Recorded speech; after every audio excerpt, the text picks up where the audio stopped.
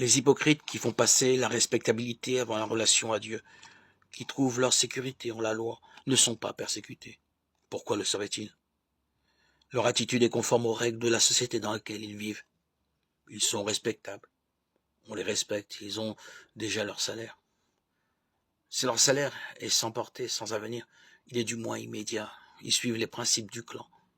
Que l'on décore le clan du nom de communauté chrétienne et leur attitude de l'épithète chrétienne ne change rien à l'affaire. Il y a en fait collusion avec le monde, adhésion au monde. Au moins à un certain monde, un monde dont les principes sociaux se confondent avec une certaine morale et non éclairés par une foi. Ce qui est grave, c'est que dans une telle perspective, le christianisme est pris pour une éthique humaine, une éthique exigeante. Cette exigence en fait d'ailleurs son ambiguïté, mais purement humaine, cependant. Son critère se situe au niveau d'une action extérieure et n'est pas de l'ordre de la transformation du cœur. Dès lors, nous ne sommes plus dans l'ordre de la conversion. C'est pour cette raison que Jésus fustige les pharisiens amoureux de la loi et montre tant de tendresse pour les pécheurs qui n'ont plus d'autre solution que d'être amoureux d'un Dieu de pardon.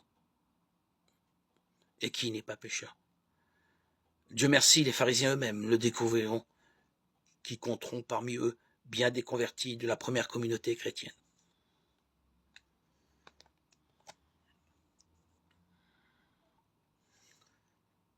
Quoi qu'il en soit, ce qui est décisif dans ce passage du discours sur la montagne, c'est que l'accomplissement difficile mais hypocrite de la loi n'est qu'adhésion au monde, avec ses complexes, et non à Dieu dans sa miséricorde.